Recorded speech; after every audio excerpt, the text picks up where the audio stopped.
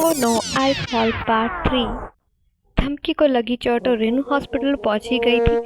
अगली सुबह सब आराम करने के बाद जागते और सबसे पहला काम उन्हें धमकी को इंजेक्शन लगवाना था।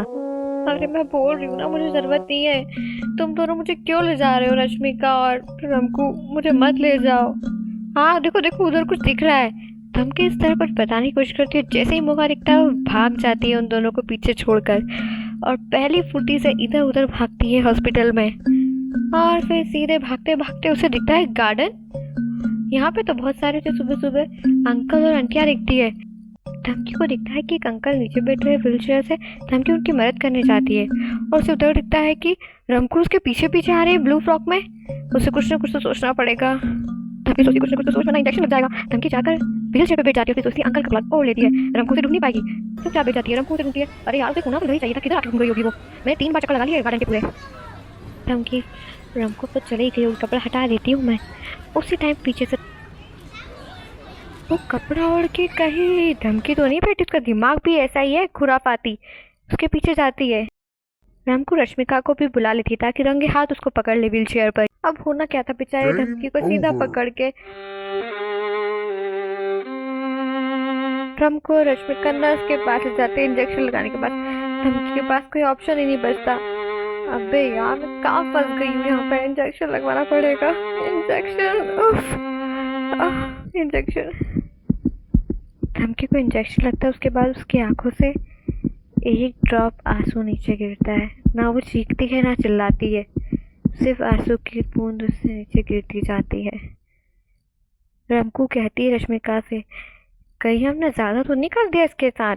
रश्मिका कहती है कुछ नहीं होता, चलो चलो इंजेक्शन तो लग। बात करते करते वो रेनू के पास पहुंच जाते हैं। रेनू को बताते हैं कि हमने है ना रश्मिका सारी कहानी बड़े अच्छे से रेनू को बताती है। रेनू खुश होकर कहती है अच्छा हुआ इसे इंजेक्शन लग गया। पर रश्मिका ये भी कहती है देखो ना, कब से धमकी ऐसे ही चुप बैठी इंजेक्शन लगाए, मुझे तो डर लग रहा है, क्या हो गया है इसे? कुछ नहीं हुआ है इसे। रमकू कहती है मैं मार्केट से होकर आती हूँ कुछ सामान लेकर। मार्केट जाती है, थोड़ी देर में रमकू लौटती है, तभी एक बैग के साथ उसमें बटर स्कॉच और कई सारी लॉलीपॉप्स थी। धमकी ये सब सुनकर कि रेनू को बताती है रमकू। वो सीधे बैग लेती है और फटाफट से सारी आइसक्रीम और लॉलीपॉप फाड़ फाड़ के खाने लग जाती है।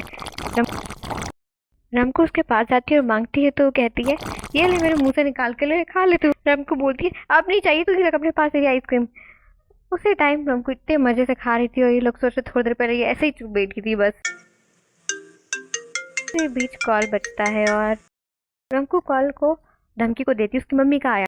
धमकी कॉल उठाती है, कहती है अच्छा अच्छा मम्मी का कॉल है, लॉलीपॉप खाने का तो पता ही नहीं चला कि उसने तो मम्मी से वो हॉस्पिटल में टेंशन में आके बोलती है हाँ मम्मी क्या हुआ, हाँ हाँ ऐसी बात करने लगती है। और फिर कहती है नमक।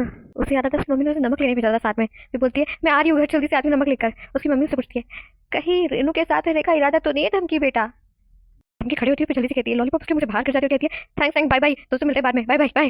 वो सीधे भागते भागते मम्मी घर जाने की तैयारी करती है और भागते ही भागते वो घर पहुंच जाती है। मम्मी इतनी प्यार से गेट खोलती है, धमकी को लगता है अब तो कुछ गड़बड़ है ही है। वो घर पहुंचती है, मम्मी पूछती है नमक कहाँ है? धमकी मम्मा नमक नमक तो मैं भूल गई।